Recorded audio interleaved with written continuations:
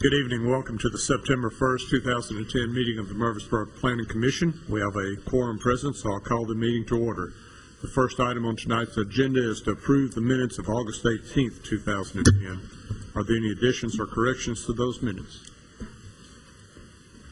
Hearing none, I'll declare them approved as submitted. We move into the public hearing portion of the meeting tonight. We have 3 public hearings scheduled this evening. The first of which is a zoning change request to rezone approximately 12.64 acres, including 9 parcels north of Wilkinson Pike, west of West Park Drive, from RS-15 to OGR. Mike and Jane Cox, Dr. Rudolph Cumberbatch, Miles Cumberbatch, Gary and Tammy Atkerson, Thomas Lewis, Teresa Hunter, Curtis Taylor, Steve and Deborah Cravens, David and Juanita Stubbs, and Sylvan and Sylvan Bunavong are the owners. Good evening, Ms. Ely. Thank you. Good evening, Commission members. The first public hearing this evening is to consider rezoning approximately 12.64 acres located north of Wilkinson Pike and west of West Park Drive from their current RS-15 district, which stands for Single Family Residential District, to OGR, which is General Office District Residential. The 12.64 acres consists of 9 parcels, and I know that you recall the annexation of these parcels several months back. When they were annexed, they were also zoned an interim RS-15 zone at that time. These properties were affected by the tornado that came through our community, which is referred to as the Good Friday tornado, so several of the lots are vacant. Actually, most of them are. The properties to the north, east, and west are in the unincorporated area of Rutherford County. The properties to the south are zoned CH, Highway Commercial District, OG, General Office District, and RS-15. The properties to the south are also within the Murfreesboro Gateway Overlay District. You may recall that last month you did recommend to City Council that they rezone, or they include these 9 parcels in our Gateway Design Overlay District. That, of course, is pending before Council, and they haven't had that public hearing at this time. If you look at the screen, you can see the map of the subject area, which we're considering for rezoning this evening.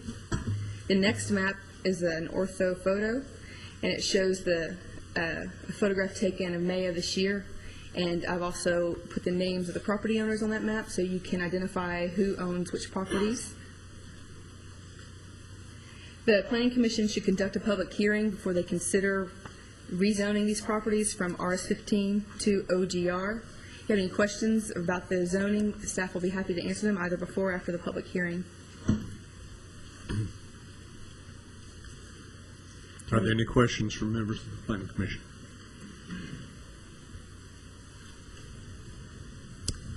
Hearing none, before I open the public hearing, I'll briefly go over the rules that we conduct our public hearings by.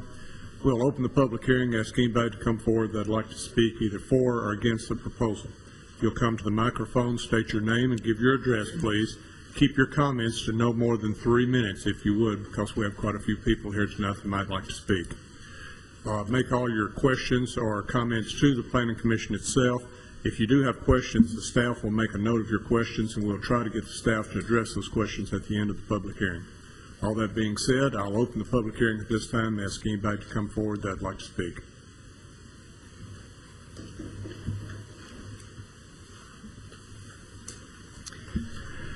I'm David Stubbs. I'm probably the only property owner that rebuilt, other than Mr. Cravens, who lives next to me, on the 3 lots that were excluded from the last meeting. We were very surprised that we would be excluded. We don't know exactly why, but we would like to be included in that. I spent quite a bit of money rebuilding. I'm also an insurance agent. It'd be very easy for me to turn my home into an insurance office, for a selfish reason, I guess, which I have an office in there right now. Mr. Cravens, who lives beside me, would not, we discussed this, he would not like to be in a situation where you've got one zone on one side and then him being a separate zone and just residential without being included in commercial. The lady who owns the property on the end, I've been in contact with her. She would also like to be included. So the 3 of us that were excluded sent a letter to the commissions about our intentions, and we don't see any reason why we shouldn't be included in that rezoning. Thank you very much. Thank you, Mr. Stubbs. Who would like to be next?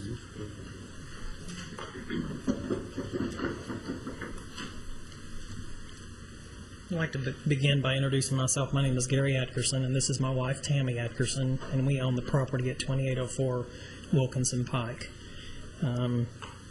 We are here tonight to request that you consider this rezoning, and we're requesting this based on information that we obtained at a meeting with Mr. Adelot, along with Mr. Cox, excuse me, Miles Cumberbatch and Mr. Cumberbatch back several weeks ago. We discussed our properties and the possibilities of commercial use. At that meeting, we discussed the available options for rezoning of our properties, and we relied upon the expertise and experience of Mr. Adelot as a city planner, and we all agreed that office general residential was the best option.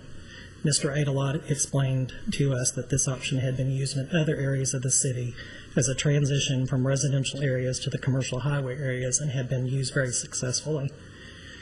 Now, if you don't mind, let me put a more personal side to what represents our property. Tammy and I purchased this property when we were first married back 14 years ago. We made a lot of improvements to the home over the course of the years, and approximately 1 year before the tornado ripped through our community, we had just completed a major addition and a complete remodel to the original house, so we were vested to stay. The day of the tornado, my wife and 2 daughters were home, and Tammy was preparing for the arrival of my parents and 2 nieces who were coming to visit from Illinois for Easter weekend. So Tammy was cleaning and preparing food for their arrival, and she had been watching the TV reports of severe weather in the area, and she even called my parents on their cell phone to let them know to be careful. She told our oldest daughter that if a warning came across the TV to let her know so we could see what was being shown. During this time, Tammy had this pressing feeling that she should be prepared in case something were to happen. So she got her purse, her car keys, a heavy quilt, her safe with important papers, and the mother and her prepared 2 sippy cups and placed them in the closet under the staircase. She explained to the girls that if she said to get in the closet, that they should do so quickly. The message began scrolling across the TV screen, and our daughter yelled for Tammy, and at the same time her cell phone rang and she answered, and her friend Holly told her that a tornado had touched down at Asbury Lane. She hung up the phone and got the girls and headed for the closet, and she heard the sound of a train coming that everyone describes. She closed the closet door, and then she heard glass breaking and debris flying around the room. She simply prayed that God would protect them, and then the storm was gone. God's protection had prevailed. That is the day that our lives were dumped upside down, and we are still living with the aftermath today as we are trying to recover from the loss that occurred. We had the unfortunate luck of having Allstate as our insurance company, and we were not in good hands from day one. We ultimately ended up having to hire an attorney, and during that process, we agreed upon a settlement that left us with a very large net loss. The rezoning of our property could help us recover from this loss and allow us the opportunity to move forward and begin a new chapter in our lives. But regardless of what occurs, God has sustained us from that first day and continues to do so on a daily basis. We thank you for your time, and we ask that you consider this request. Thank you, Mr. Atkerson. Who would like to come up next?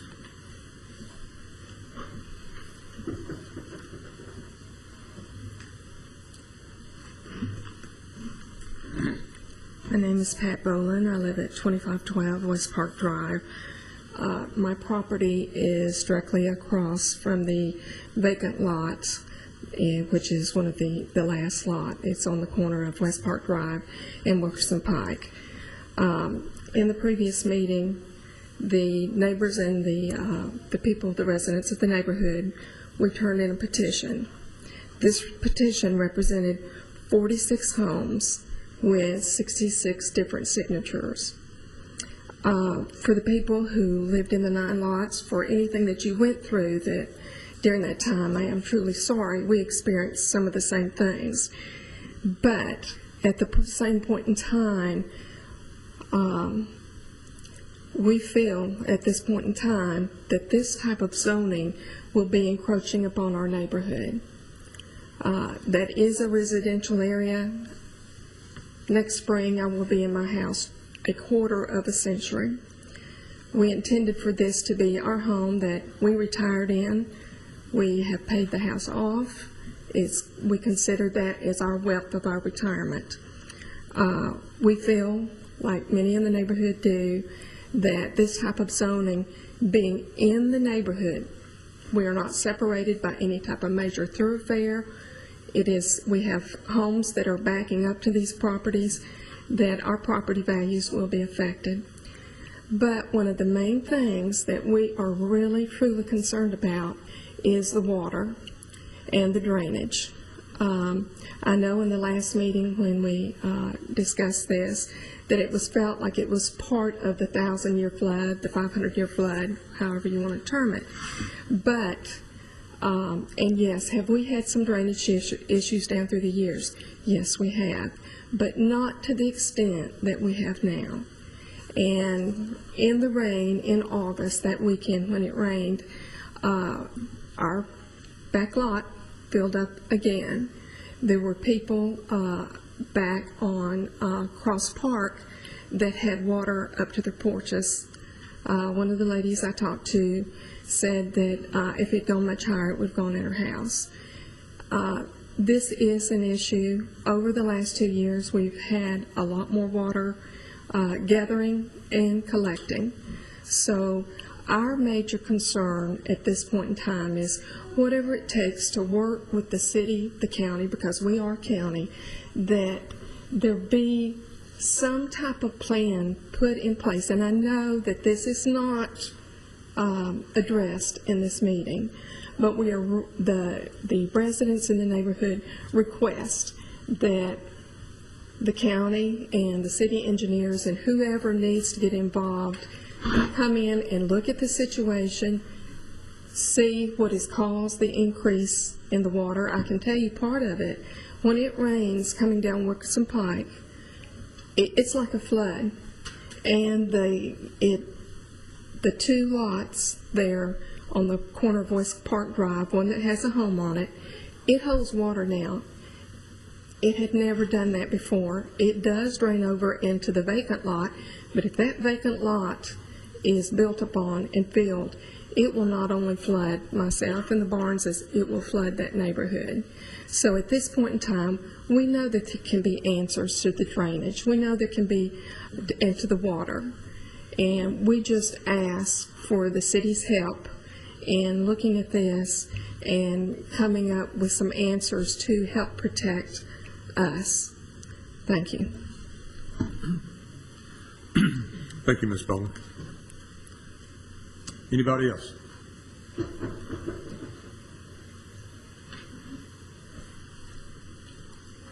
I'm Harold Ham, and I live on the other end of this, of the backside of this request of rezoning. And I'm against the rezoning, but I want to talk again a little bit more about drainage. We were actually admitted, someone from the city actually admitted that part of the water from the avenue is coming under Wilkinson Pike and going down that ditch and coming towards our backyard. Now, there's another concern. You're getting ready to open up the Chamber of Commerce, and they're paving it right now, and I wouldn't be surprised if the same thing don't happen from the water in that lot. And if that's happening, that's wrong.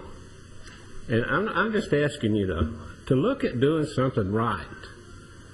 Now, we've got a nice home there, and we've been there 23 years, and we're getting more water than we ever got. We used to get a little bit of water, but now we're getting tremendous amounts. With an inch of water, our backyard will fill up. It wouldn't do that before.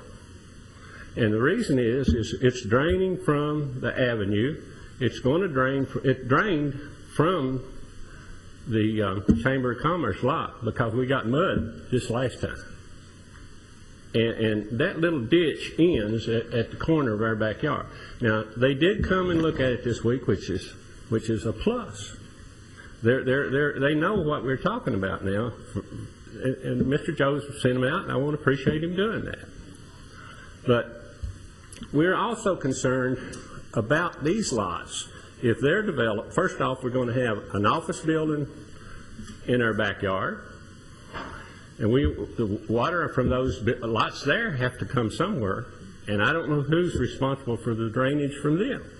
And is that going to go to that ditch and come into our backyard also? And, you know, it's just not right to run that much water down a little 400-foot ditch that ends. There's no outlet for it except the farm and our backyard. And we were told they can't do nothing about the farm because that's private property. Well, my property is private too. They're not doing anything about it either. And I'll give them permission to do something. Now, I also got a call, and I may be out of order, from Bobby Boyce, who owns 2761 and 2771 Highland Park, or two lots next door to me. And he's concerned about, if you do develop these lots behind us, are you going to put any kind of buffer to block the view of the backside of the office buildings, and what are you going to do with the water? And I appreciate it. Appreciate anything you do, and thank you for letting me come and talk. Thank you, Mr. Ham.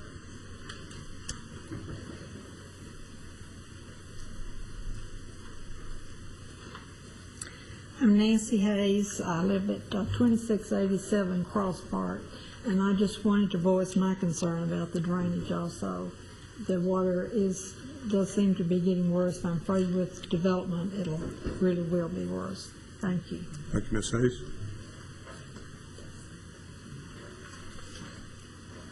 Anybody else?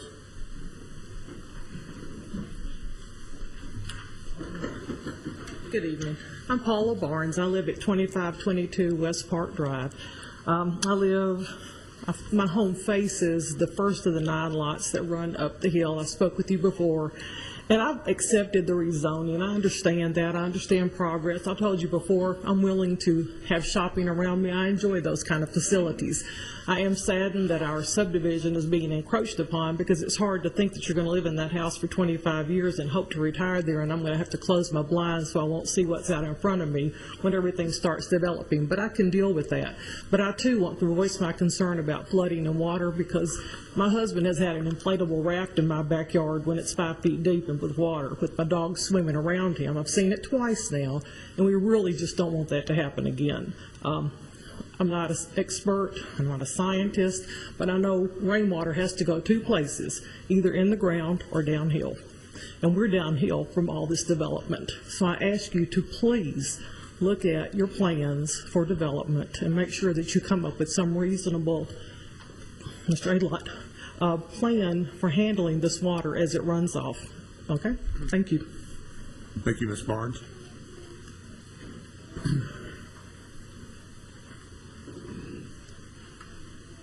Hi, my name is Madeline Trasport-Zadi. I live at 2721, I was looking for the map, Highland Park Drive, I think right behind Mr. Stubbs.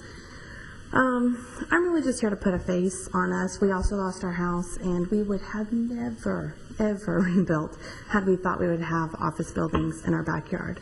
I have 4 girls under the age of 10, lost every bit of foliage but a tree in the front and a Charlie Brown tree in the back. So it is really pretty distressing to us that we bought a house in a residential neighborhood and we're going to end up in a commercial neighborhood.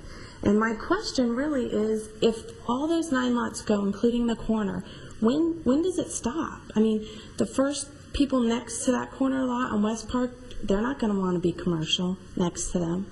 And I mean, at what point does our neighborhood get to just stay residential? And who's going to call that? How many times are we going to be back here? I mean, the decision at the last meeting made a lot of sense to me, because you would come down Gresham Park, you would turn left and it would be commercial near the Commerce office, you would turn right and it's residential on the right hand side. Why can't it stay residential on the other side and going into our neighborhood? And I just we went through the tornado also, we lost everything, and this is just distressing. So if you take that into consideration. Thank you, ma'am. Anybody else?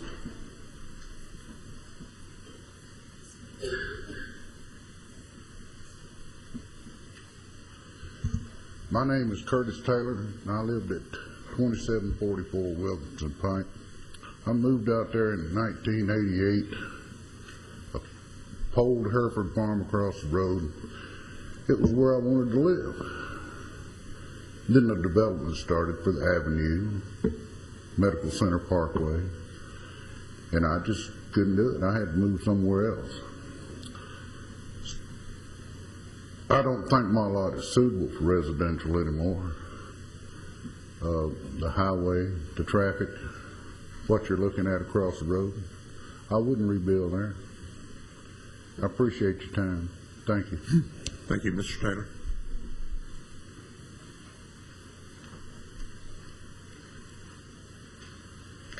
Hi, my name is Laura Inman. I used to live at 2731 Highland Park, which was next to Miss Zadi and behind where the Cravens building is. Our lot is still vacant. We have insurance problems. I can relate totally with you. But one reason why we haven't rebuilt is because starting in October, we were faced with the city encroaching upon us. And we had a huge question about a buffer zone, which we had no guarantee of any buffer zone. We are going to be, if you make those lots commercial, then that lot is going to back right up into a commercial lot. I now have 5 small children. That's my tornado baby right there. And, you know, my concern is for them. All we have is a 4-foot chain link fence that separates them. What type of buffer zone are we going to have if you turn that commercial? It makes perfect sense to leave those 3 lots residential into the neighborhood so that that area can remain residential instead of turning everything commercial. I understand your situation, Mr. Stubbs, and you know I can understand that, but you know these are my neighbors, and we bought that property and land with the hopes of staying there for quite some time, but we can't even get started into thinking about rebuilding until we know what's going to happen. And we're just looking out for the safety of our children. I am still questioning what kind of buffer zone are they going to have back there if you do turn that commercial. And that's my concern. Thank you, Ms. Hinman. Anybody else?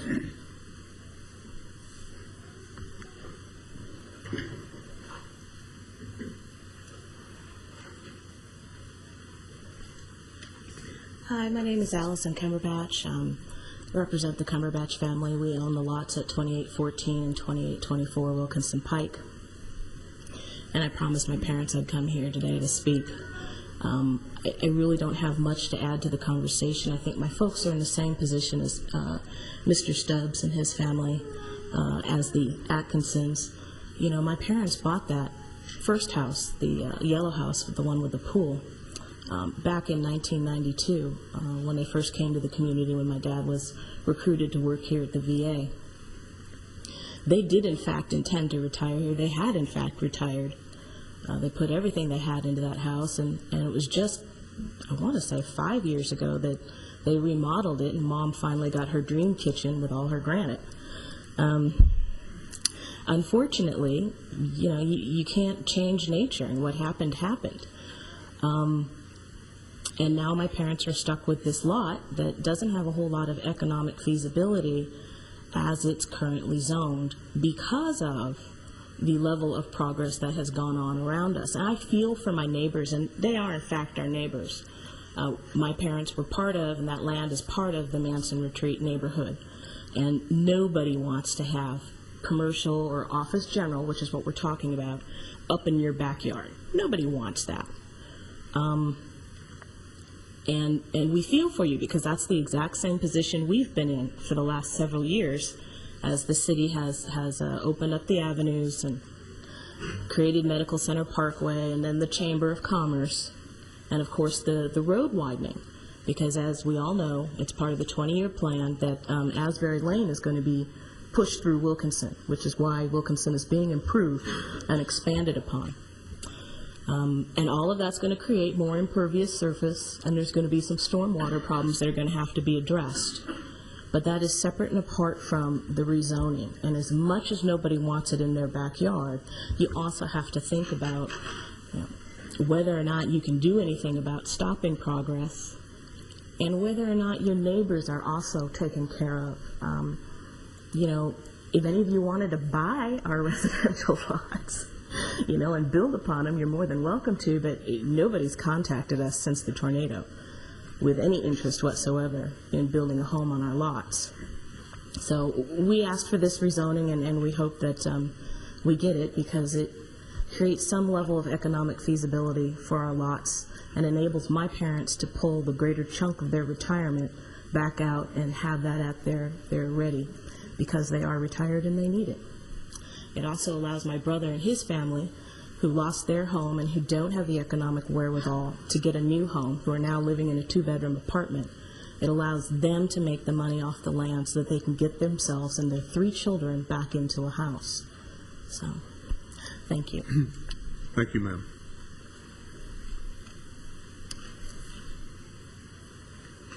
Would anybody else care to speak?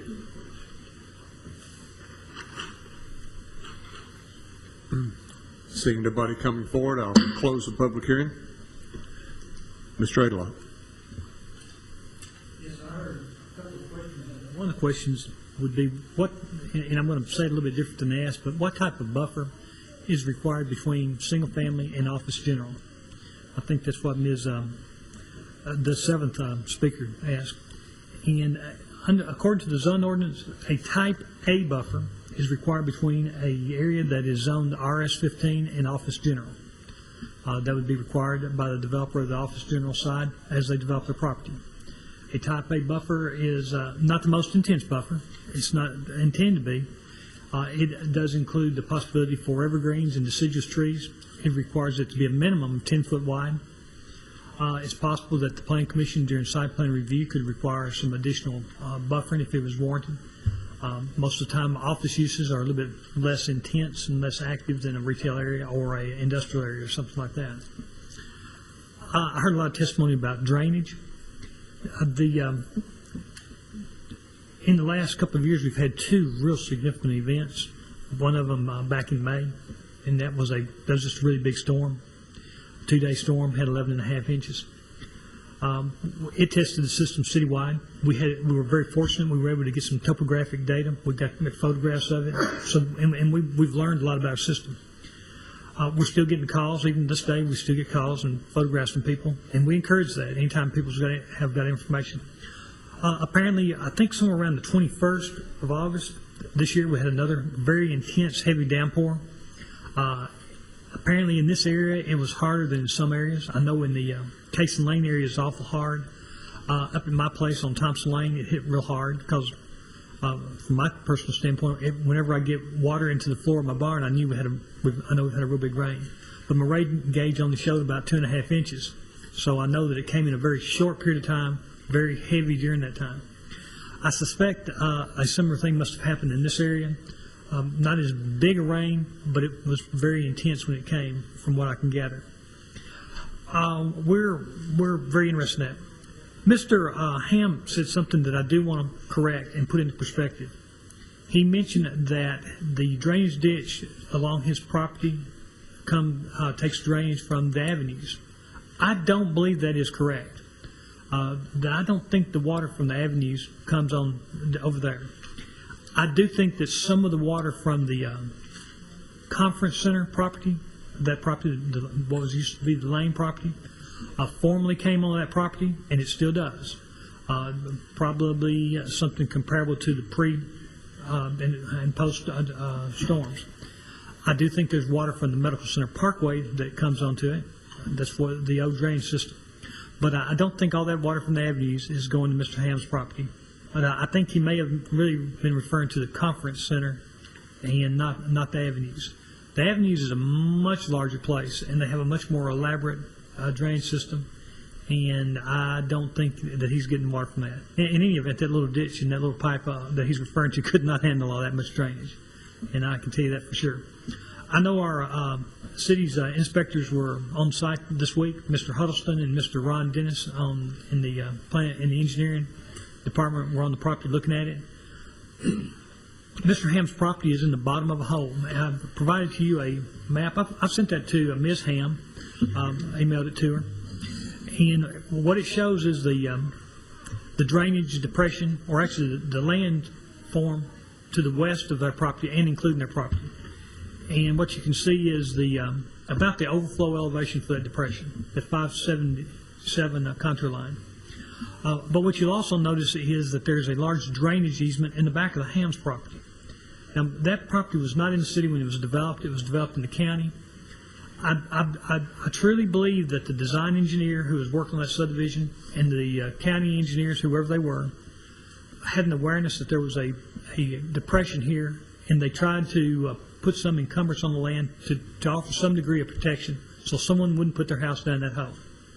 Because if they put their house down that hole, there isn't anything that's going to protect them from getting water in it.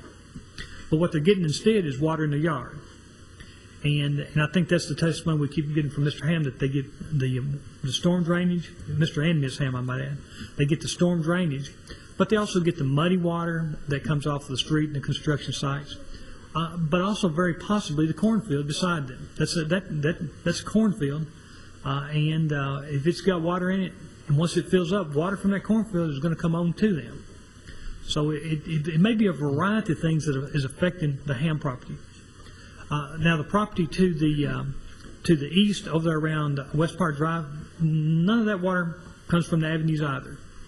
And I don't think that water comes, particularly the property on the west side of West Park Drive, I don't think it comes from the conference center either. That's most of that water, and I'm going to say most because I'm not sure that all of it, but most of it originates within the subdivision to the north, from what I can gather by looking at the topographic maps, the area photographs, and the resources that I have, and just driving out there and looking.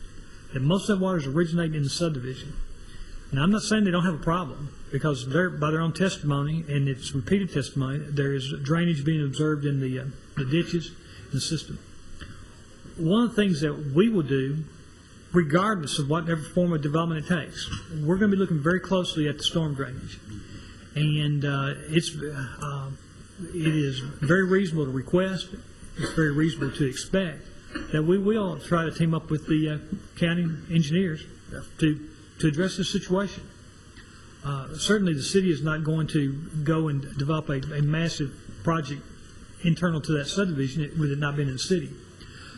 But we may coordinate with the county, particularly with it being this close to the edge of the town, and with the possibility that some storm drainage, particularly from the proposed reconstructed street, may be part of the same. Also, it may be that the reconstruction of Wilkinson Pike can offer some improvement to that drainage system. That's something our engineering department will be looking into further. I'm not sure I heard any other real questions. If you've heard something you want me to address, I'll be glad to do my best. No, primarily the drainage, of course, and the buffer questions. There may be some confusion because I think a couple of speakers was referring to commercial development rather than office general, so you may want to just specify some of the subtle differences between commercial development, the way the city classifies it, and what we're looking at here as far as office general. Well, office general, in this particular form of office general, also allows residential. Office general residential, that's OGR. It certainly allows for non-residential uses. Offices are non-residential. Some people may call them commercial. And I think that offices can be developed in commercial zones. But the thing about offices are, in the office general zone, it tries to internalize the activity. It's an area that doesn't have outdoor storage. The office general promotes professional offices. That's really what its emphasis is for. Office buildings that have employees who are doing office activities inside of buildings. It's not a retail area. The opportunities for retail are very, very limited. Often it's something like a specialty shop and something like maybe a medical supplier of prosthetic limbs or medical devices that may qualify in the OGR zone because it's a very, very limited line of merchandise. But it's nothing like the avenues. It's nothing like what you observe on Thompson Lane. It's nothing like what you observe on Old Fort Parkway. Although in any of those there are some offices that might be possible here, but it would be the very limited office uses. The activity levels in Office General Zone typically are more of a daytime use, and often there's not much activity during the weekends. And that's why it's usually viewed as a very good complement to a residential area. Our zone ordinance specifies that it can be a transitional use to sort of cap off a residential area as it transitions into a commercial area. So that's one reason why, in talking with the families that met with me about the zoning, that rather than a pure commercial zone like commercial highway, I viewed that their property had more utility in our community and would probably be better situated as an Office General zoning district rather than a pure commercial. Okay. Any other questions from members of the Planning Commission? Mr. Adler, there's two things that I think that we must do in this, and one is that we must look at this drainage from a city-county perspective. Some of it's ours, some of it's theirs, some of it's been there 30 years. I think this map, I wish everyone had an opportunity to get to see this. Is it on the screen?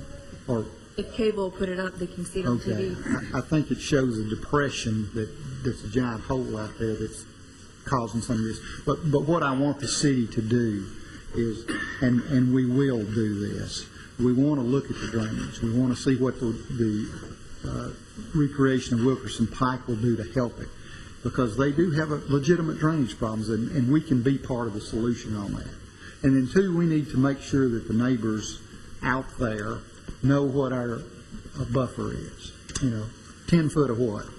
And we will get that information to you if you want that. We can show you a diagram and how that works. But there will be a buffer at the back of these lots if it chose to be the zoning change on that. Mr. Young, I will offer two things on that point.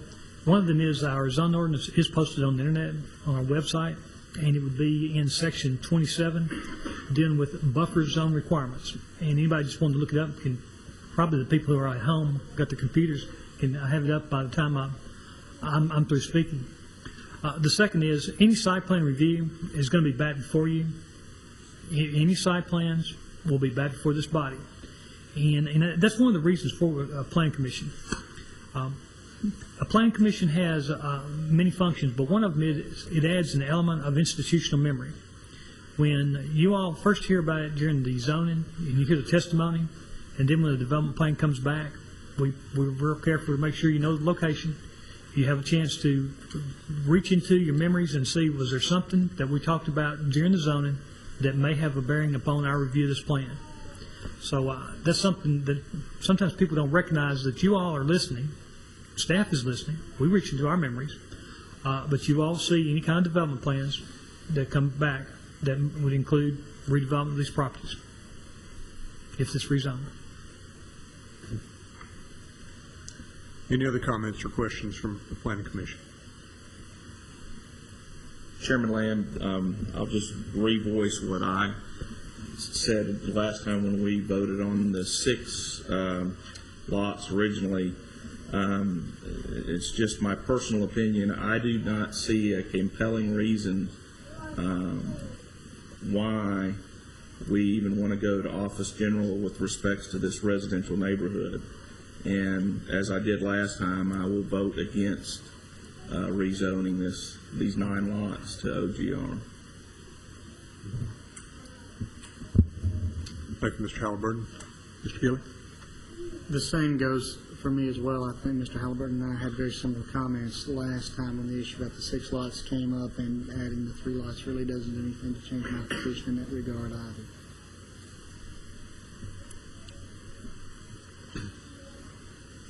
Any other comments or questions? Well, I guess I'll have to revoice my opinion. Since it differed somewhat, because I did feel strongly that the CH and OG across the street, that the OGR did make a good transition zone for those lots. And I feel like they shouldn't be asked to remain RS-15 when you can't or won't, I doubt, rebuild there. And I think the OGR makes a very nice transition zone and can be something very nice for the neighbors behind. You know, we have plenty of areas already in the city where we have an OGR right up against, and a lot closer, smaller lots than what we're looking at here. You know, but I dropped out down Haynes Drive, going to Kroger's back there all the time. Just to state the other side. Well, let me go into this whole thing. I'm inclined, you talked about people rebuilding here, it's not likely they will, but the two of the three lots that we're looking at tonight, 2 people have already rebuilt or have homes that are substantial homes there, and across the street it's still zoned RS-15. And so, but they're specifically requesting to go OGR. Sure. I understand that, but I don't know that I see a compelling reason to rezone those 3 at this time. Well, yeah. I think Ms. Inman was the one that brought up the point of where will it stop, and that's a good question, Ms. Inman. I can't answer that, but I can tell you this, that the only reason we're here even considering this tonight is because of the devastating Good Friday tornado. Without the impact it had on these 9 lots, plus the other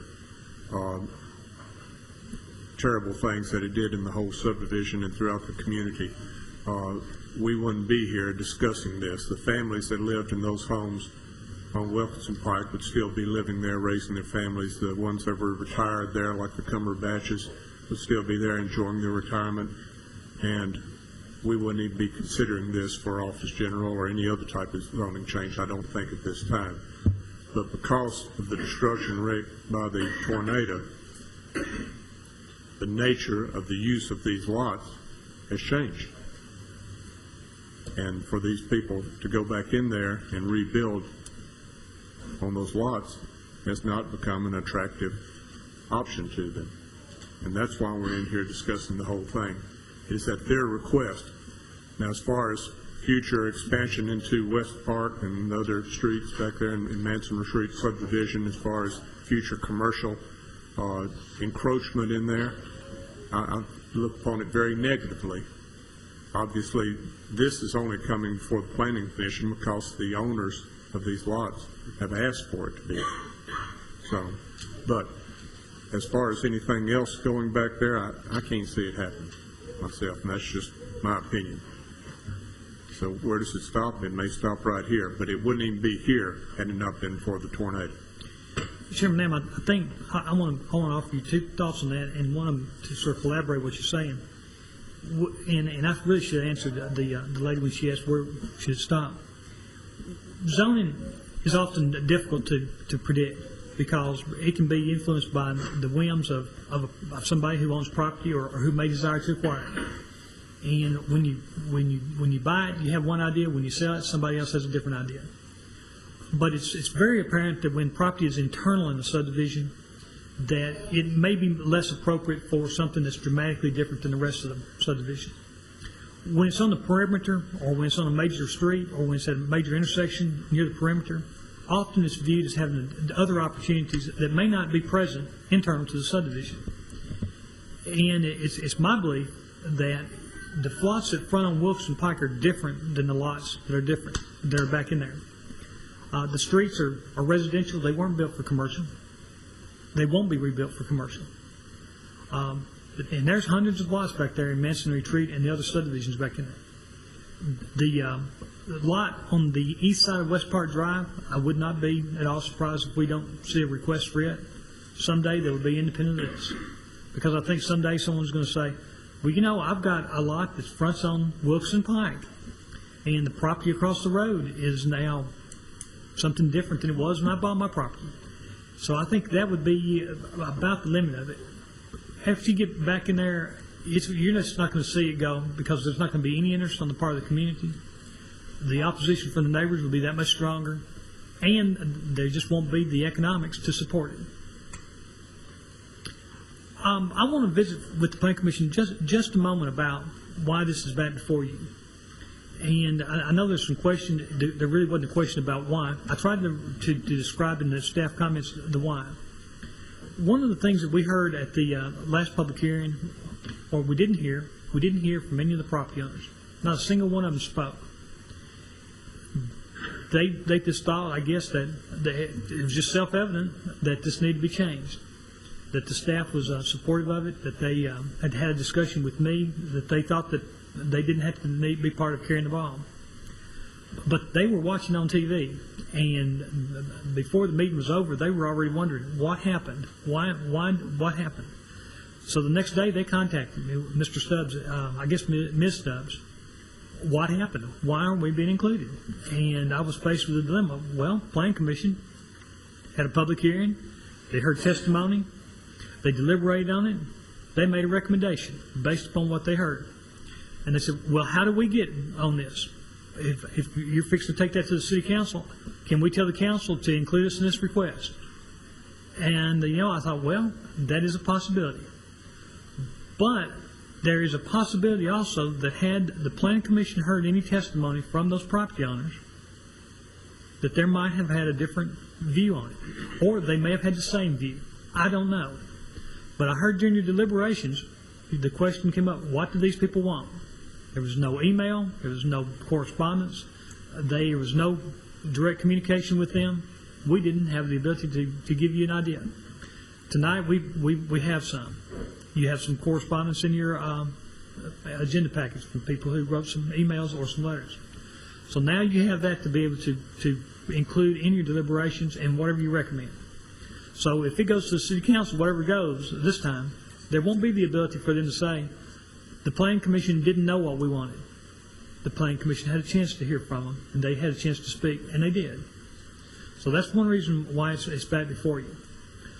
I also believe that had it got to the city council and the property owners had spoke and said, well, we want to be part of it, and they weren't part of what was advertised, the council would probably have deferred action and sent it back to the Planning Commission to answer.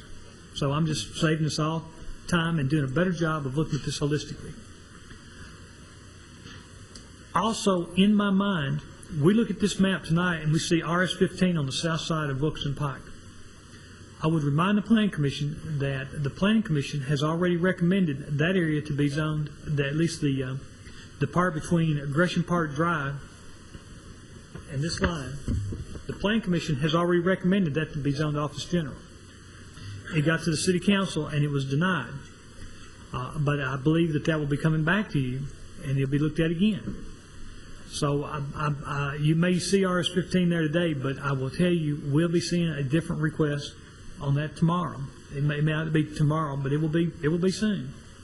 So as I told you all during our study session in room 218, what I want to do is deal with the property on the north side, because if it is rezoned, to a large degree that becomes the buffer to the rest of the subdivision to the north. If it doesn't become rezoned, then the circumstances on the south will begin to be locked in, and whatever application is made there will be dealt with based upon the knowledge of what we have done on the north side. So I want to kind of throw that into the punch tonight for your consideration. Thank you, Mr. Adelot. Are there any more questions or comments from members of the Planning Commission? Yes, Mr. Adelot, do you know, and the Atkinsons may be here, do they still live in that house? Is it habitable? The Atkinsons? Yes. No, that house was torn down earlier this week. Okay, and the Hutners?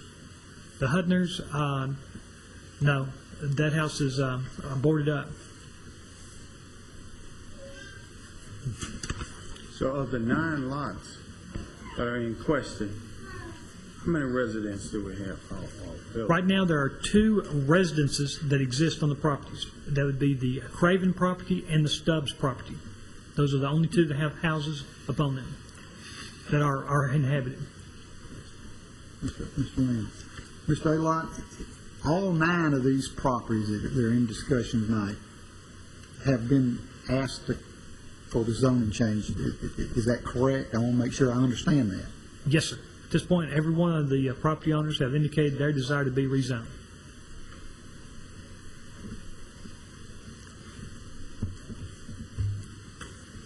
Mr. Chairman, we've got to start somewhere, and I'm going to make a motion that, based on the testimony from all of the property owners now, I would like to make a motion that we recommend that the 9 lots be rezoned to office OGR.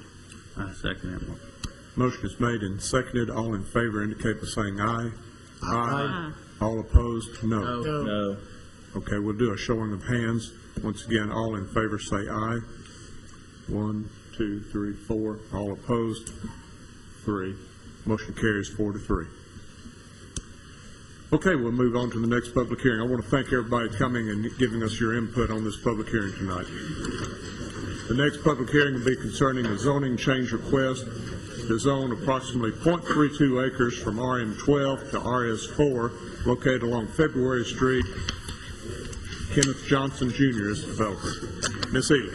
Thank you again. This next public hearing this evening is to consider rezoning approximately .32 acres from its current RM12 zone, and RM12 is multifamily residential district, to RS4, which is single-family residential district.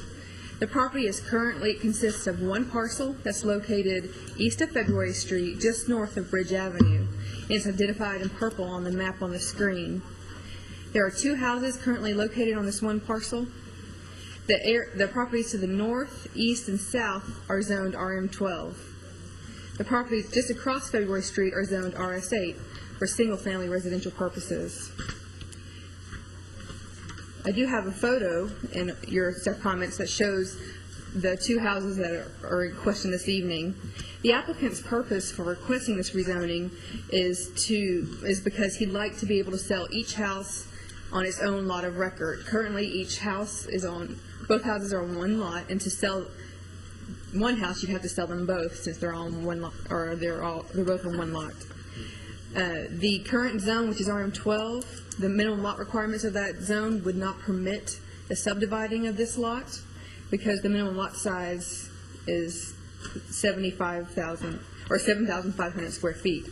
If it were rezoned to RS4, the minimum lot size would be 4,000 square feet, and the applicant has submitted a preliminary plat showing that these houses they would not encroach any further into any setbacks, and they would be able to be subdivided under the RS4 zone and meet minimum lot requirements. I included a little chart in your staff comments that shows the difference between the RM12 and the RS4 lot sizes, and you can see those if you have any questions. The Planning Commission should conduct a public hearing to consider rezoning these properties from their current multifamily residential zone to single-family residential zone. If you have any questions, I'll answer them at this time or after the public hearing. Any questions for Ms. Ely? Thank you, Ms. Ely. You're welcome. There's no questions. I'll open the public hearing. Ask anybody to come forward that'd like to speak either for or against this proposal.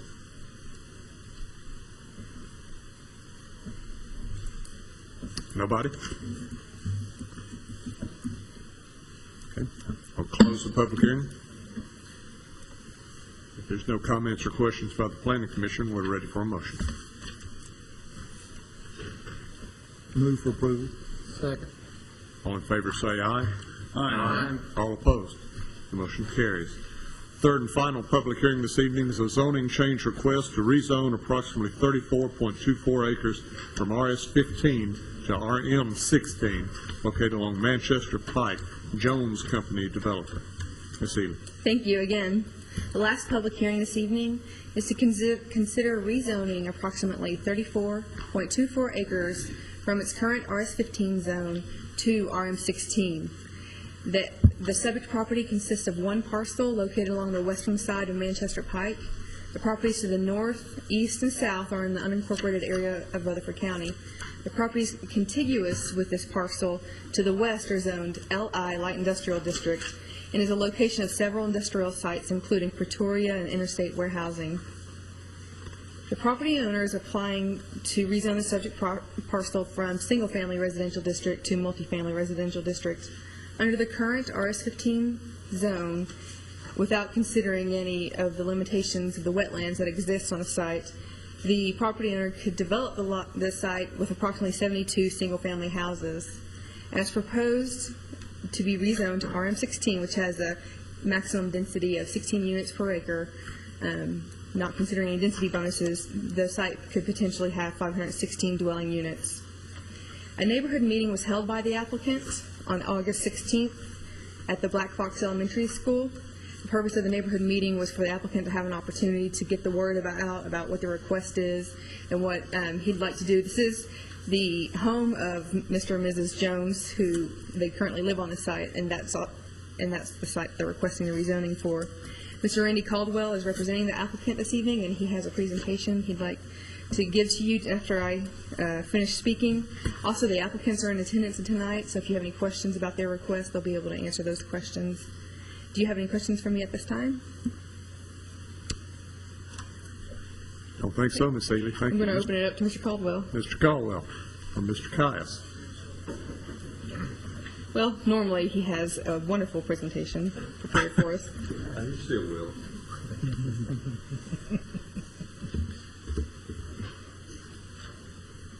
Good evening, members of the commission. I'm David Caius. I'm with the law firm Caius, Rogers, Barger, Holder, and Caius, which is a local law firm here in town. Mr. Caldwell and I both represent Mr. and Mrs. Johnny and Tina Jones. This is their request for RM16 multiple use. And what I guess, first of all, gives me a little bit of pause is the bad connotation that may go on with one of the uses that can be put into this zone, and that's apartments.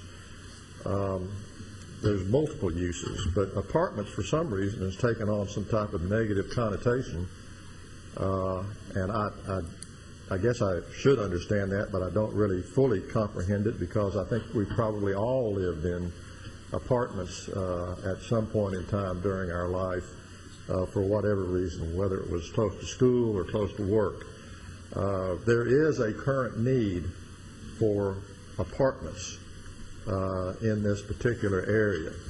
That product is not currently available in this southeastern corridor of the city of Murfreesboro, and yet there is already a very substantial workforce already nearby. And just as a quick example of that, we've got approved already down on the corner of Joe B. Jackson and Manchester Highway, Magnolia Village, which is approximately 52 acres. That's mostly retail commercial development. Also, we're all familiar with the Panattoni project, which, as she pointed out, that's the light industrial. Interesting to note that just directly behind Johnny and Tina Jones's house, which is light industrial, abuts their property, almost went heavy industrial when we had the Starbucks request before us.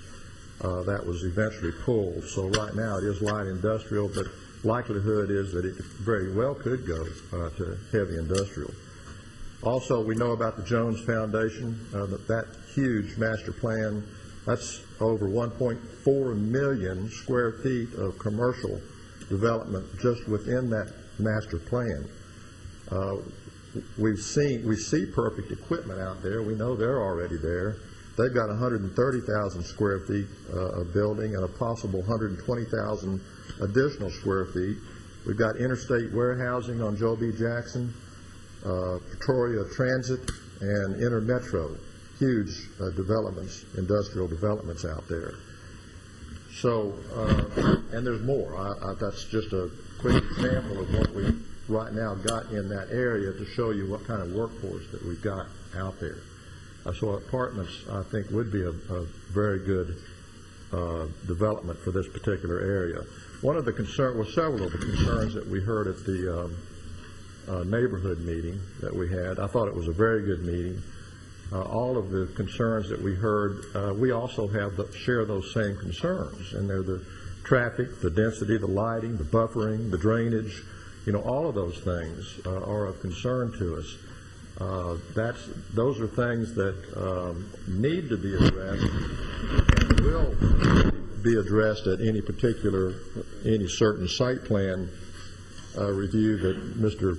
Joseph Adelot and his staff and this commission will review at some point in time when we have a developer come in and want to do something with this RM16 zoning. So we're not discounting all of these concerns that we've heard at the neighborhood meeting and probably the ones that we're going to hear tonight.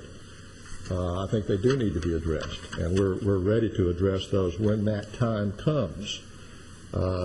This is not the time to do that, and we're confident that the city will cross all the I's dot all the I's and cross all the T's when that particular time comes. In conclusion, it just doesn't seem to me either unusual or shocking that a homeowner that has 34 acres, approximately 9 of it being in the wetlands, and the rest of it backing up to industrial, should now seek the approval for a change in zoning. It makes perfect sense that they would do that. One of the things that I think that we do think that this is a good planning for this particular area out here. Absolutely a good place to put first-class apartments, a nice complex in there so that we can have a workforce in this area. There were a couple of letters that Mr. and Mrs. Jones pointed out to me that may have been addressed to the city, and I don't know whether these people are here or not. The Bertucas, and what was the other? Are any of them here? But I think they may have addressed a letter to the city. I'm sorry they're not here. They are in support of this project as well. The Bertucas are directly across the highway, have approximately 110 acres over there. They don't have any objection to this, and neither do the Dunovants, which are, you say they're in the south. They're in the rear. The rear of the Jones property. So, in conclusion, we would ask that the commission grant their approval for this zoning, and I'll ask Mr. Randy Caldwell now to get up and make a few comments. Thank you.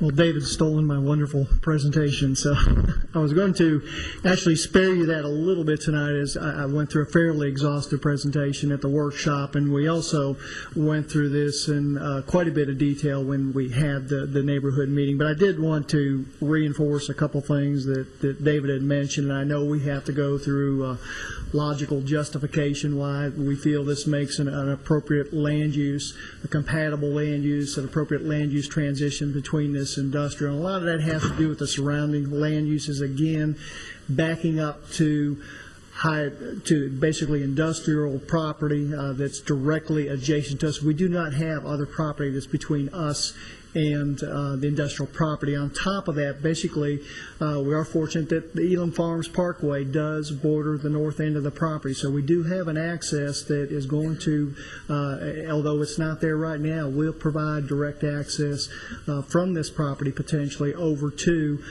Joby Jackson Parkway and I-24 with a little bit more direct access. But, with those things in consideration and just the unique characteristic of the property, again, just to mention this 9 acres of wetlands, because I think this is something that is unique to the property and unique to the corridor along Manchester Highway. Again, this is encumbered by 9 acres of wetland, and that is all located along that Manchester Highway corridor. So it provides a natural buffer, basically, that I feel will basically mitigate some of the density appearance that might be, seen from Manchester Highway there. So we have basically 9 acres of wetland that's going to help, that's going to be open space that will help provide and support that land use transition.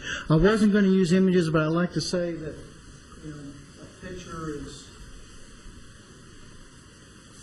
worth 1,000 words, and again, I think this, I hope, communicates the impact and the mass of industrial as it relates and how it affects this property. Again, with the Elam Farms Parkway bordering this side, and you can start to see how basically the plan is going to have to be organized with the wetlands in the front area. So visually we have an impact. Traffic-wise, this property is impacted. And again, with the job base as anticipated out for this area, and I think David did a very good job of communicating of how we feel that this is an appropriate land use that is both compatible with the industrial, and we feel an appropriate land use transition. So again, I didn't want to go into an exhaustive presentation since David covered a lot of our points, but we're available here to answer any questions after the public hearing. Thank you. Any questions for Mr. Caldwell? Thank you, Mr. Kies and Mr. Caldwell. All that being said, we'll open the public hearing at this time. Ask anybody in the audience that'd like to come forward to speak either for or against this proposal, please come forward.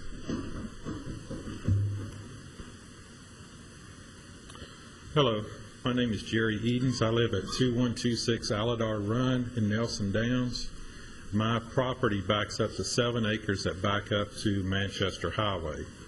The 7 acres behind me is in a 100-year floodplain, and I have pictures I want to submit as evidence dated May of 2003 that my neighbor's kids were swimming in their backyard, and it's not a swimming pool. Okay? This was long before the 100-year flood we had recently. Also, during the flood of May, the waters went over Manchester Highway at this juncture of the road. We had a neighborhood meeting, as was stated a few weeks ago. The planning director stated that there was not going to be any change in the flood levels after this project was done. That's something he cannot guarantee. If you look at these pictures, most of the flooding is done on the west side, which is the side where this property is. I live on the east side of Manchester Highway. That development will push them floodwaters on the west side under Manchester Highway and over on the east side where I live and my neighbors live. I've lived there for 12 years. I've seen extensive flooding in my backyard. If this happens, I'll be sitting in a lake, and so will my neighbors. The pictures tell no lie. And I wanted to state that. Also, during the neighborhood meeting a few weeks ago, the planning director stated that Manchester Highway would be eventually widened to 5 lanes in the future. I think if this project gets done, it will be done a lot quicker than originally planned because of the increased traffic from 516 dwellings. One thing that's going to relieve the traffic off Manchester Highway is the expansion of Joe B. Jackson Parkway on both ends. That will relieve a lot of traffic. I agree with him. At the present time, there is some backup on Manchester Highway, mainly in the mornings because I drive it myself, but it is not unbearable. I do not want this to look like Church Street, Highway 231. Because what will happen when 5 lanes are widened, all of these homes down through Manchester Highway to Joe B. Jackson will go up for sale commercial, and we'll have a Popeye's chicken and no telling what else.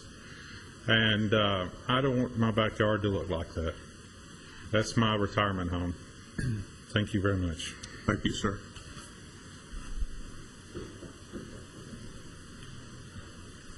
Thank you, members, for allowing me to speak. My name is Richard Wade. I live at 2715 Boxwood Lane, which is in the Nelson Downs subdivision.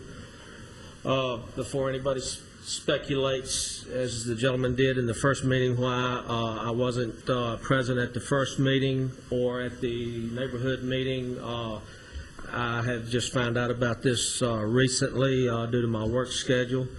Right now, the gentleman that spoke first referred to the industrial complex off of Joe B. Jackson, the apartments and such. I would like to point out that all those properties he was talking about are all accessible through Joe B. Jackson. There is no access to any of that through Manchester Pike. They're talking about a 9-acre water buffer zone. Currently, we have a 34-acre property right there that is a buffer zone between us and the industrial complex. I've been living in my house 2.5 years. I bought it right at the peak of the housing market. The bubble burst right after I bought my house. I've recently had a bank-ordered appraisal. This is 2 and 2.5 years. I am happy to say that my property value has sustained through the problems of this housing market we've got. The reason for that is because of the desirability of this neighborhood. This is not an exclusive neighborhood, but it is a desirable neighborhood. In my opinion, any change to the zoning from single-family dwellings of this property is going to decrease the value and the desirability of the Nelson Downs subdivision. What Mr. Jones is asking you to do through government fiat is he bought apples, he wants to change them to oranges. He's asking you to do that, and it's going to cost me and my neighbor's property value. He's asking you to put your hands in our pockets and give him money from us. That's my opinion. Nobody else may have it, but that's the way I see it. Obviously, he's an astute developer. When he bought the property, he knew it was wetlands. He knew exactly what he had. He may have had a plan to do this all along. I don't know. If he did, he was speculating. Speculating comes with risk. I'm here to say that I'm opposed to this zoning change. If he did that, he took the risk, and I hope he loses. He can still develop it as single family and do well, but what I understand, he's wanting to extricate himself from the property, and he's wanting to leave with value that belongs to the owners of the Nelson Downs property in his pocket. Thank you for your time. Thank you, Mr. Wade. Who would like to be next?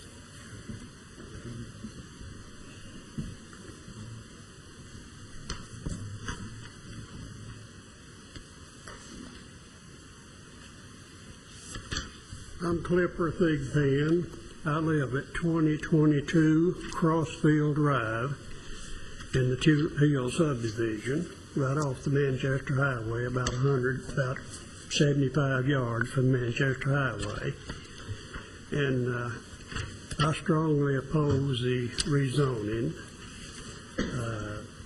In the 1960s, I bought 10 6/10 acres and built a home where I plan to live the rest of my days. And which probably won't be too much longer. I'm 82 years old. But I strongly oppose it. And I know that when I moved there, my taxes were, county taxes were something around $300. Now they're $1,500 something. And city taxes would double that, and I just couldn't stand it. And I strongly oppose it, and I strongly agree with this last gentleman on what he said, and I thank you very much. Thank you, Mr. Thigpen. Who's next?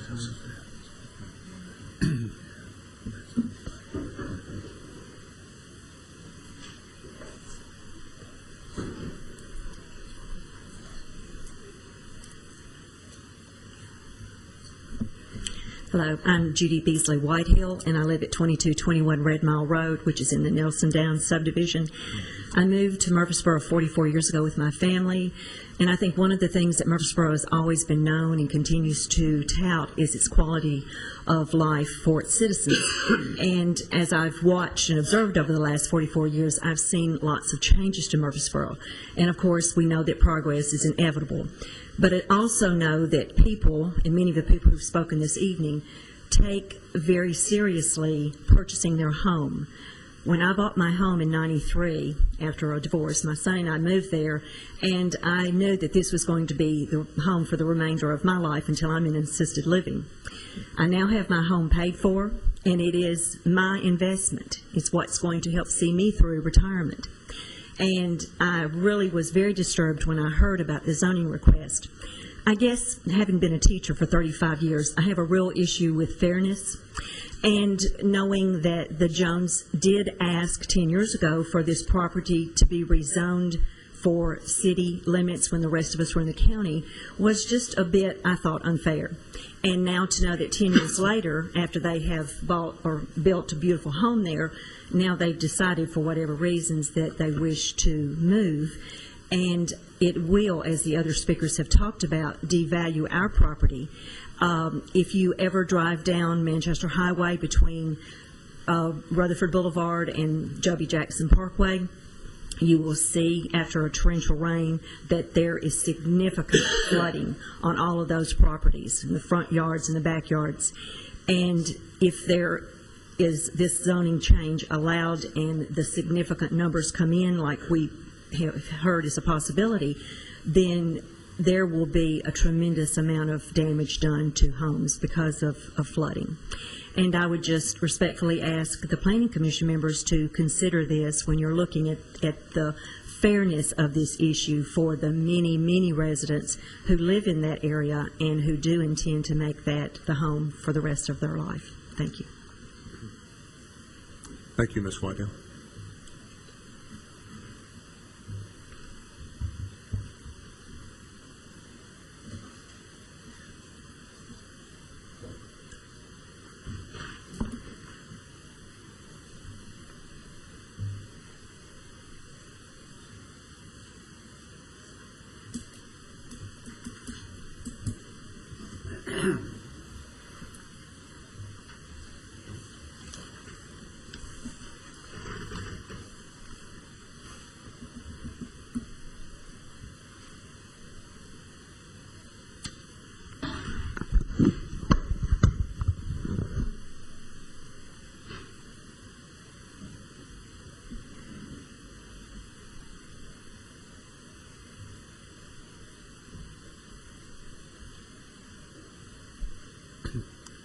Mr. Fly, good evening. Mr. Chairman, I appreciate the opportunity to be here tonight. I'm speaking on behalf of myself as well as my neighbors. Would you give your name, sir? I'm Frank Fly. I live at 3600 Manchester Pike in the historic home known as Farmington, and we'll speak more about that momentarily. I first want to thank the Planning Commission for the work that you do. I know it's a thankless job. You're always caught between the pros and the cons of every proposal, and it's not an easy task, but we appreciate the sincerity that you bring to the position. I also want to recognize my friends for more than 30 years, Johnny and Tina Jones. We've been friends before tonight. We'll be friends after tonight, as far as I'm concerned, regardless of the outcome. Now, the outcome concerns me because, and I listened carefully to what my other friend and former law partner, actually, we practiced law together for a couple of years back in the early 1970s. Mr. Kies pointed out all of the other development that had gone on down there, but the interesting thing that he didn't mention is that none of it fronts on Manchester Pike, and the Jones property does. And to bring that point home, and I may apologize if I take more than 3 minutes, but look at this map that has been prepared by the engineering company. Here's the subject site, RS-15. They want to rezone it to RM-16. Now I invite you to look at this entire map and show me another piece of property that's RM-16. There's not one anywhere. There's no other piece of property on Manchester Pike that's in the city. And when Johnny and Tina bought their property 10 years ago, they asked that it be annexed into the city. For what reason, we aren't sure. But none of their neighbors to the north or the south wanted to join them on that annexation at that time 10 years ago. And to be honest, we still don't. We like that area rural. We want to keep it that way as long as we can. We understand there's development at Joby Jackson. That's fine. We didn't oppose that. There's industrial development behind my place and the Lewis place, Johnny and Tina's place. We didn't oppose that, but now they're coming into our front yard. And, you know, it's kind of ironic if you look at that number 7, I guess, that as I understand it, and I called Mr. Adelot to confirm this before I put it in the flyer, that Johnny and Tina had the backside of their property rezoned industrial after they bought it and then sold it off as industrial property for warehouses. Now they're claiming that the reason they have to move is because they don't like living close to these giant warehouses that they sold off their property for. Well, I understand that, but they asked for it. We didn't. And you know, it's also interesting to learn that although Johnny and Tina's property is in the city of Murfreesboro, it has no city water. Their property is serviced by CUD. It has no city electricity. Their property is serviced by Middle Tennessee Electric. It has no city sewer. Their house has a septic tank, just like the rest of our neighbors do. So, to go beyond what they already have would change the entire character of the neighborhood. There's no other property on the west side of Manchester Pike with this zoning from Middle Tennessee Boulevard to Joe B. Jackson. It sticks out like a sore thumb. There's been no traffic study. There's been no historical study. There's been no archaeological study. And the traffic will severely impact, it'll impact all of us that live out there, but it will severely impact the feeder streets that come into Manchester Pike, particularly Elam Road. There's a considerable number of houses in the subdivisions back off Elam Road. And every morning when I'm coming into work, I make it a point to stop and let 2 or 3 of the cars out, and then I go on. And then 2 or 3 cars behind me will stop and let 2 or 3 cars out. And we're all good neighbors and make room for each other. But the very idea of adding what we were told would be 436, this is item number 2 on your handout, 436 new family units. Tonight we're being told that's 516. Assuming only 2 cars per family, that would add 1,000 more cars on Manchester Pike for the people coming out Elam Road to have to deal with trying to get out onto Manchester Pike. And that's only 2 cars per family. Any family with teenagers are going to have 3 or more, depending on the number of teenagers. And Elam Road is not the only one. It's also going to impact the people from Irby Lane who are trying to get out on Manchester Pike, the people from Thomas Court, the people from 12 Oaks Lane, the people from Red Mile Road, and the people from Dilton Mansion Road. The traffic is bad already. We've talked about that before. We're looking forward to completing Joe B. Jackson all the way around to Manchester Pike, hoping that a lot of that traffic that's now coming up and down Manchester Pike will take Joe B. Jackson instead. They're trying to get over to the interstate. You know,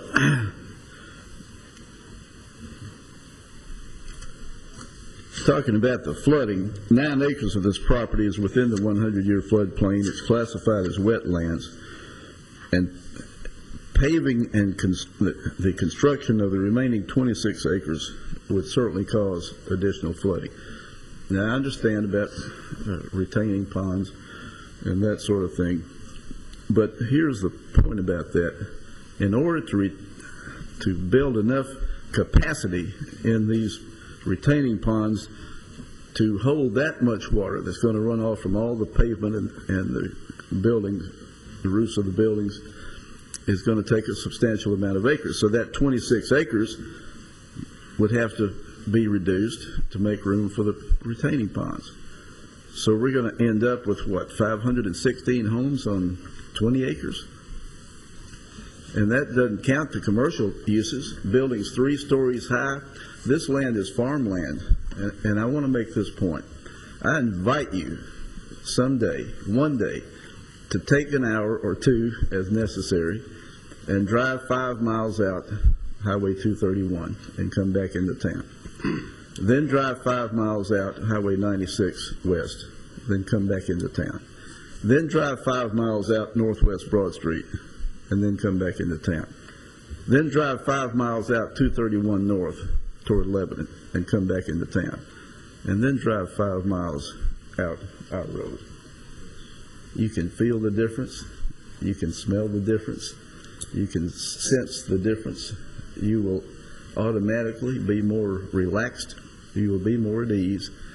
And you will feel better about life because you'll pass cornfields, cotton fields, soybean fields, horse pastures, cattle grazing on the Mankin farm. And I ask you to consider whether or not it is necessary for every single feeder road in Rutherford County coming into Murfreesboro to be the same.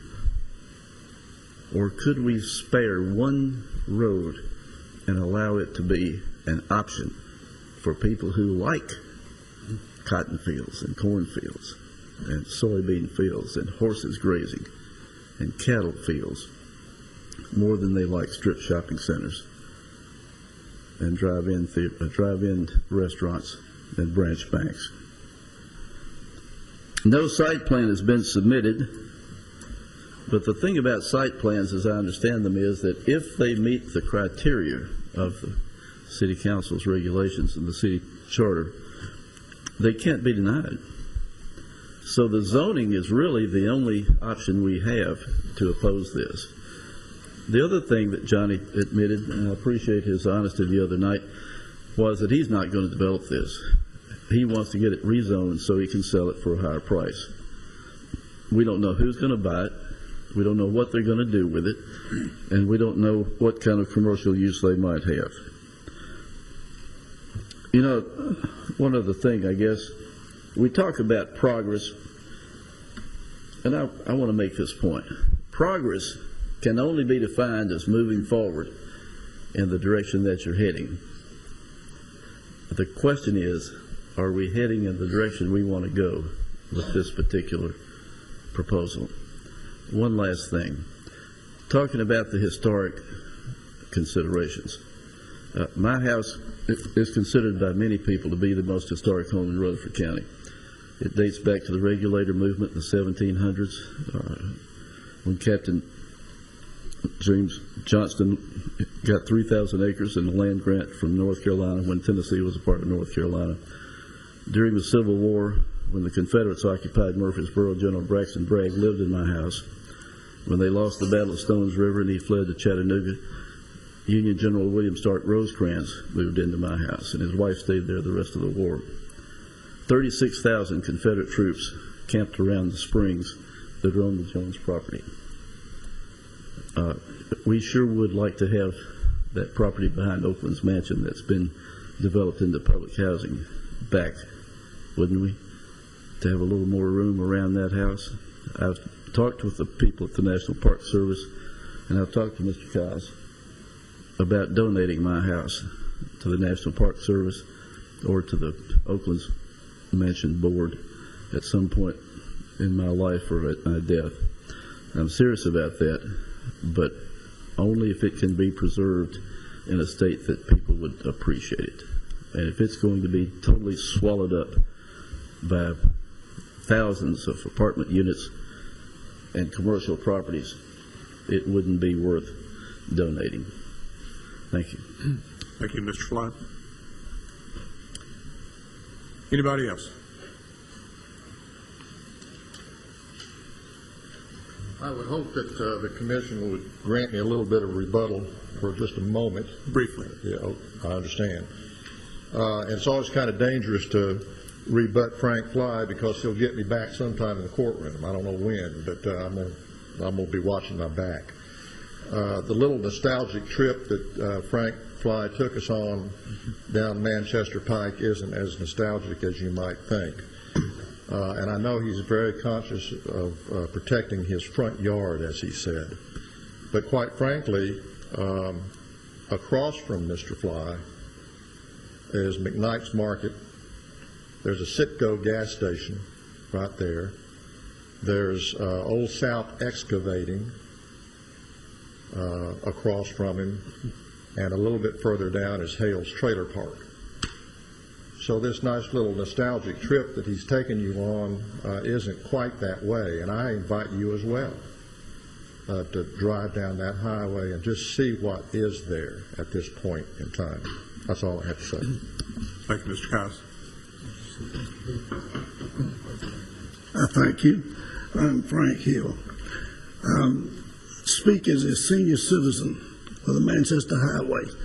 In April of 1942, we moved there, being displaced from the Seward Air Force Base. So I think I'm as familiar with the area there as anyone here. Everybody knows there will be change. And I think that it's inevitable there'll be change, but I think we need to control it. I'm familiar with the area, and there are problems that are going to have to be ironed out. I haven't seen any detailed site plans that tell you how you're going to take care of the water. I don't see where the state of Tennessee has got any stakes out on the Manchester Highway. I don't see how you're going to keep Lime Creek from getting bigger as more land is developed and all that water eventually gets into Lytle Creek. I think that we are going too fast. There will be change somewhere, and in good homes there's area. I would not contest it. I feel like it would be a wonderful location for some good homes, but for a concentrated apartment complex like that, I think you're making a mistake. I think you're going to run into mistakes that you're going to realize after it's done, if it's done. So let's keep this thing straight. And I think it would be a wonderful idea to, if not to refuse this, to at least defer it until we get more information so we can know what to expect. Because right now, we're looking at one person who wants to sell something. We don't know who's going to build it. But in the need for apartments, I think if the people look around Rutherford County, they'll find a lot of apartment complexes. In fact, a lot of them are half-built. And a lot of the subdivisions, I think we need to keep the expansion in an orderly manner. And let's keep it that way. And then when the time comes that these changes will come, let's do it in a way that doesn't hurt anybody else. I thank you. Thank you, Mr. Hill.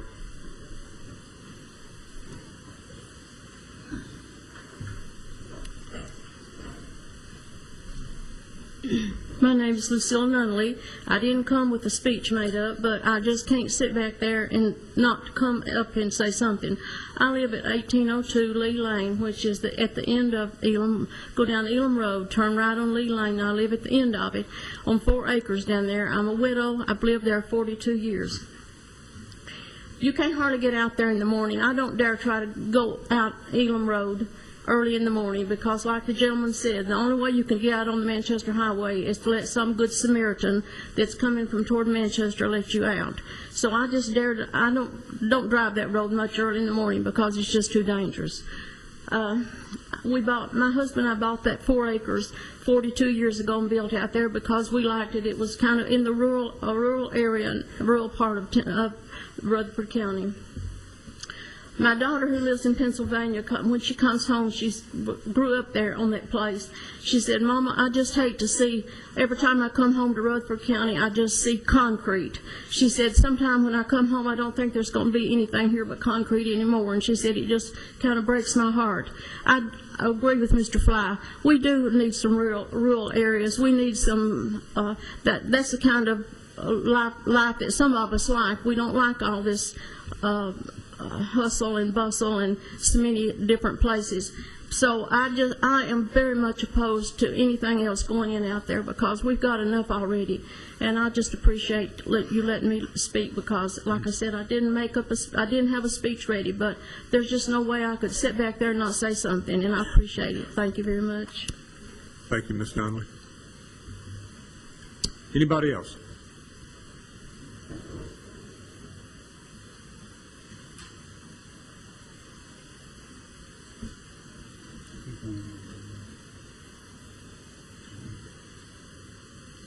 I'm Nora Lyon, and I live at 2110 Crossfield Drive, and we're near the first Elam Road. And I, too, am widowed. I'm Mr. Clipper Thigpen's neighbor, Miss Lucille Nunley's neighbor.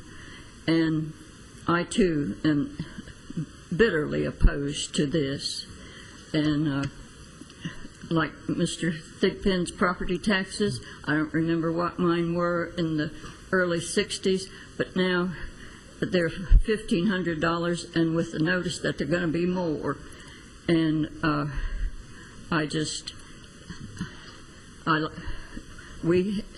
husband, he wanted to buy land, so we have 10 acres out there. We see the deer, we see the rabbits, we see the squirrels, and we have the joy of seeing beautiful sunrise. And so I'm not opposed to progress, and I too am only 75, but I'm enjoying the nature for the moment out there. Thank you. Thank you, ma'am.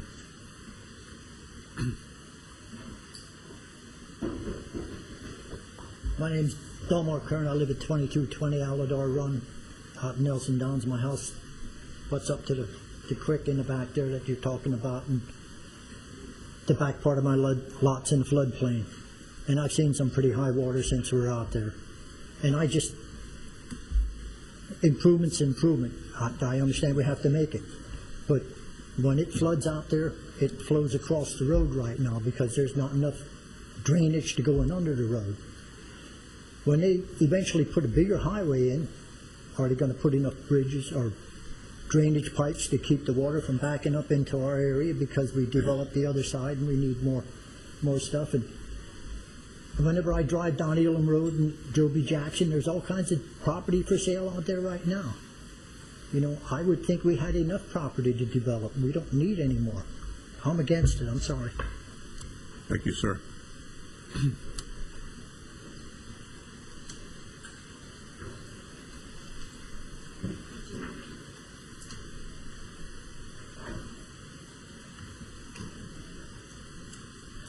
Hello, I'm Bruce Kraft. I'm Pete's next door neighbor, 2216 Aladar Run. And the back of our properties are in the 100-year floodplain, or it's more like a couple times a year floodplain, actually. So if there's development across the road, across Manchester Pike, there's likely to be more backup our way, and we're likely to see that all the time. Just because something gets developed over there, there may be no consideration as to what happens back upstream. So I would say that the drainage is a very big concern of ours, not to mention what's already been said about the traffic. All those folks, if something gets built over there with a lot of apartments, most of those folks will be turning left across Manchester Highway and coming into town, and that could be a nightmare. So we are against it. Appreciate your consideration. Mr. Kraft.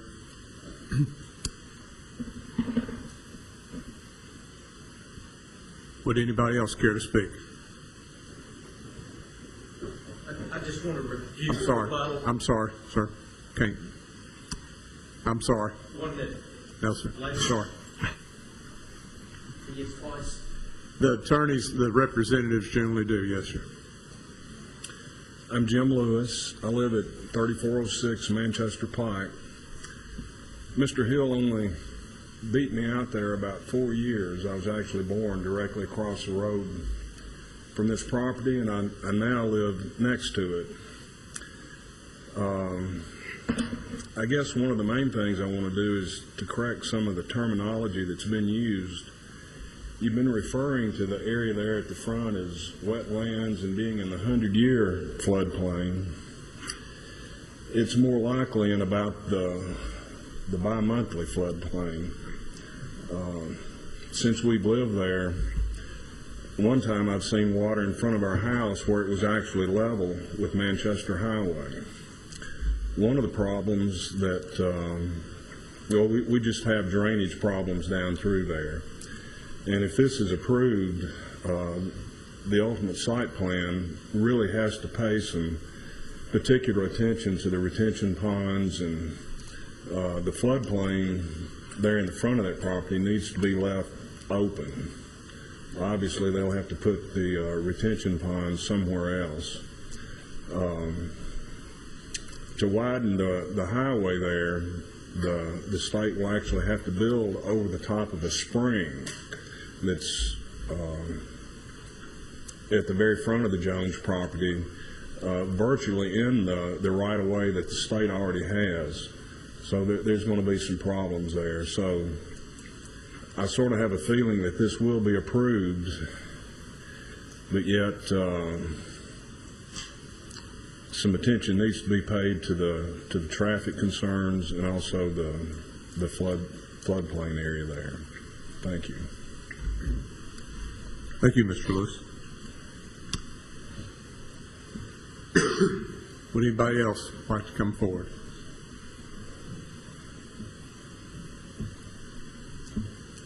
All in? In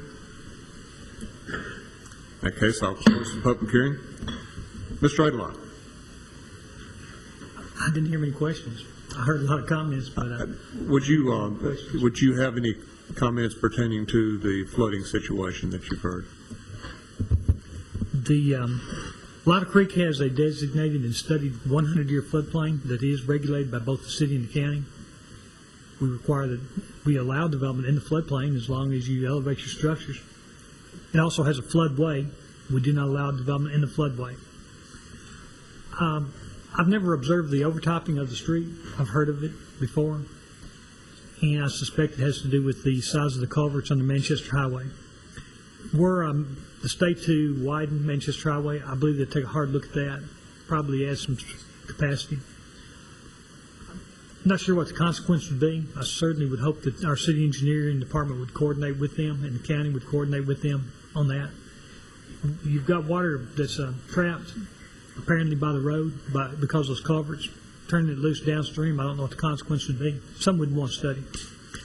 The possibility of developing this property and causing water to back up on the east side of Manchester Highway, I understand that concern, but I have a lot of confidence that a development plan that's submitted to us would not do that, or one that we give blessing to won't do that.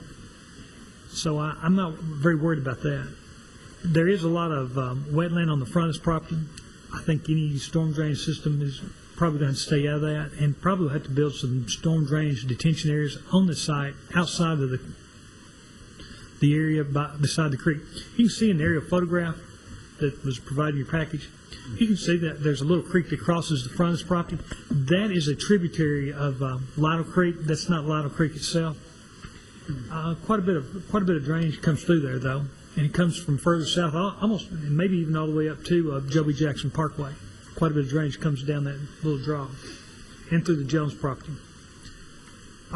So drainage is something we're very much concerned about. I'm just not studied up on this area enough to be able to give a lot of opinion about what would happen. I know that before we give the blessings of the plan department upon a plan, we would study upon it and would be careful not to impact the existing development out there. Okay. Thank you, Mr. Adelon. And again, I would say that would be for whatever development takes place, whether it be multifamily or single family or whatever. Comments or questions by members of the Planning Commission?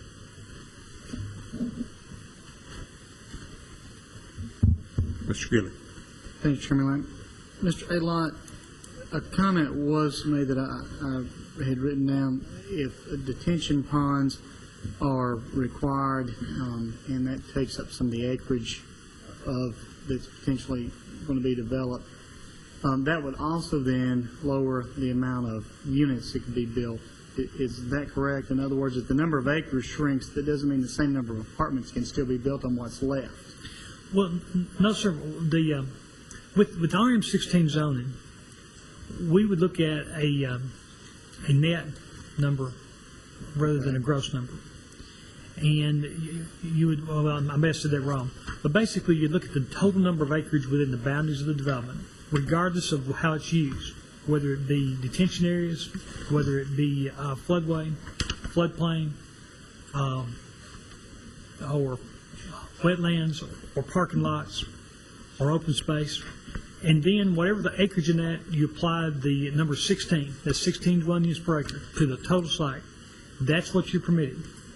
Now, the challenge to the design professional is to squeeze as many units as you can up to that number on that property. And, in fact, with certain amenities like swimming pools, clubhouses, certain other features that are specified in Chapter 14A of the zone ordinance, there can be density bonuses on top of that number, up to a percentage. What I have found in most what I call suburban type of apartment complexes, and this would be what we see here, this is not an urban site, it's very rare that they really get to the 16 dwelling units per acre. There's considerations that cause them to never quite get it.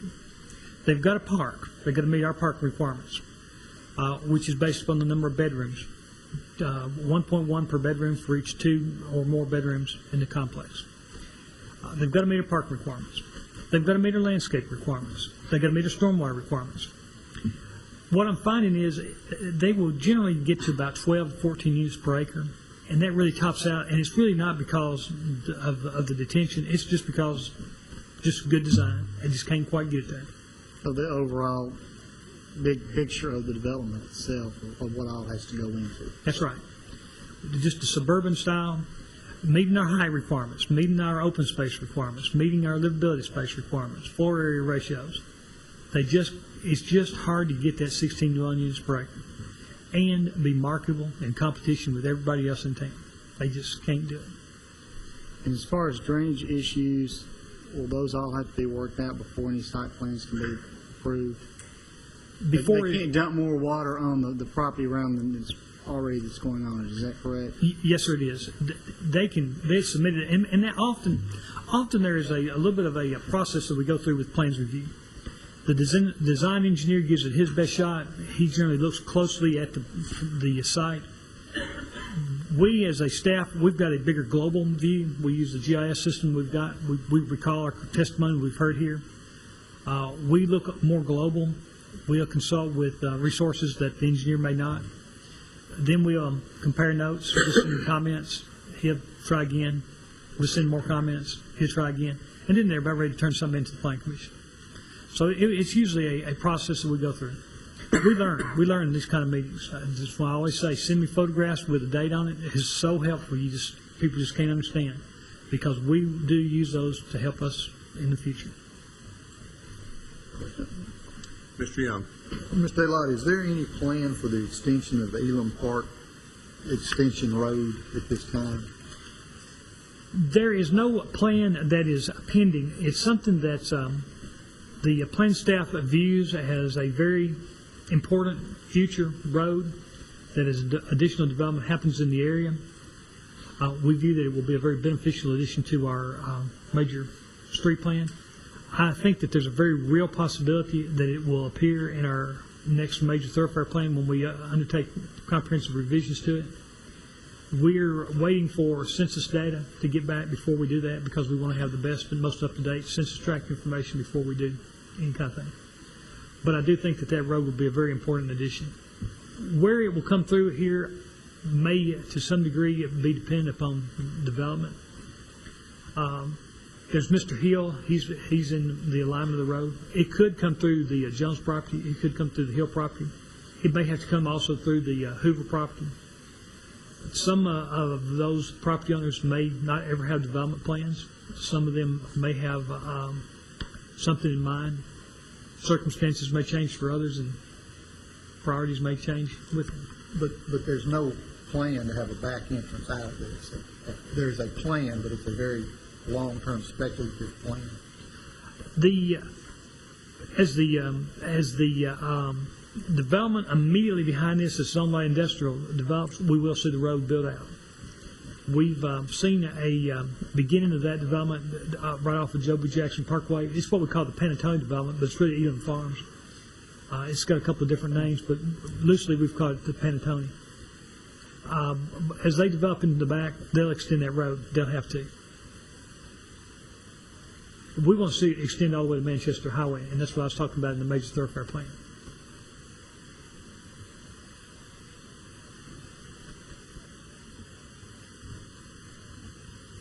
Any other questions or comments? Chairman Lamb, I think when we look at the remainder of the development that's going on in this area with the industrial and some of the commercial that's going on around, I think overall in the big picture this probably is a good fit for things. And I live on Highway 231 South, and I do back up to commercial and multifamily, gas stations, that sort of thing, and it works out fine. With that, I'll move for approval. Motion is made and seconded. All in favor say aye. Aye. All opposed? No. Motion carries. That concludes the public hearing portion of our agenda tonight. I want to thank everybody for coming to participate in this. We're going to move on now to the Gateway Design Overlay District. The first item is the Oaks Corner Building Addition Initial and Design Review and Site Plan for 549 square feet addition and site modifications on 1.37 acres, zone light industrial and GDO 2, located along North Thompson Lane and Medical Center Parkway. Brookside Properties is the developer. Ms. Logan, good evening. Good evening, Chairman Lamb and members of the Planning Commission. Hope you all are doing well tonight. I'm going to bring our displays back up real quick while we have everybody leaving. The first item before you tonight is for a small, approximately 546 square foot addition to the existing building located at Oaks Corner. That is the property at the corner of Medical Center Parkway and Thompson Lane. It currently houses right now at Jimmy John's and I think it's the AT&T store. There's an existing vacant spot where they want to do an addition, and the purpose of this addition is for an interested tenant that wants to go locate in this area. If we could go to the screen, I have architectural plans available for you to kind of show what they're trying to utilize here. They want to do follow the existing roof line and continue the exact same materials and schematic of the existing building. However, they are showing some scoring on the EFS, and although it shows out quite a bit on the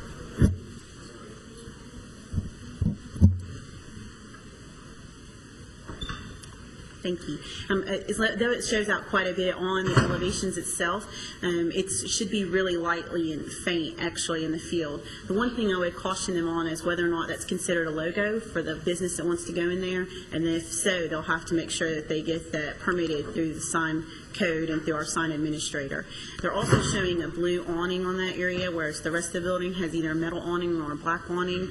What they've committed to do is that if for some reason this tenant does not work out, which is an unfortunate reality in our current conditions, that they would restore that back to a black awning so that we have more consistency through the building. That's a prominent corner. The other thing that would be required with this addition is the completion of the Gateway Plaza and sign at that corner. So as you know, we've got development plans approved on the corners, and we're hopefully to see the first one completed here with this addition. Other than that, the plan is in good order, and I'll be glad to answer any questions that you might have. Any questions? Most of us realize if it's past the Shannon-Logan test, it's come a long ways. If there's no questions, we're ready for a motion. Move for approval subject to staff comments. Second. All in favor say aye. Aye. All opposed. Motion carries. The next item under the GDO district is the MTMC Medical Office Building 2, final design review and site plan for 113,100 square feet on 4.59 acres zoned light industrial located along Medical Center Parkway. Johnson Development Group is the developer. Ms. Logan. Yes, sir. Thank you. This is the final design review and site plan for approximately 113,000 square foot medical office building number 2, phase 3 of the Middle Tennessee Medical Center campus. It's a 4-story building located currently on the site where, if you were to go on the site, I think many of you have actually been on the site to see where the Turner Construction currently has a lot of their construction area and their working area, construction staging area. This will be the location of this future building. If you'll go to the screen, thank you. Our cable department's already pulled it up for you. You can see some of the renderings. I wanted the public at home to be able to see what they're proposing tonight. And it's very similar in materials. I do have the sample board here for you tonight if you wanted to look at the materials. But it will be the same materials actually as what is located at MOB 1 in the hospital, and very similar in design, although a little more glass at the entrance feature, which I personally like. I think it kind of lightens up the building, provides a little interest to it, to the front facade. And the one thing that I do have a little bit of concern with is the connector. The connector that they're showing to connect into the hospital, there's a little bit of difference between the rendering that they submitted and actual design. You have those located there tonight. I'd like to just be able to work with the architect on the details of that before it goes to the DRC. This still has to go before the DRC for final review, and I would like to work with them on that and just trying to make sure we finalize that. I think that connector is very important as it's going to be utilized to connect these buildings, but also we have another existing issue out there with the architecture that this should help alleviate. So I would hope to work with them on the connector. I still have a little concern with the connector that's being proposed. In terms of the landscaping for the site, the city horticulturalist has not had an opportunity to review the final design for the landscaping plan. She did have some concerns originally, and so they have resubmitted that, but unfortunately she has not had an opportunity to review that as of yet. They have increased some of the plant materials. I still would like to work with them on the plant materials that are located around the proposed transformer and screening area, as well as the formal open space area that is the gravel and rock area. I think that we could use improvement on that as well.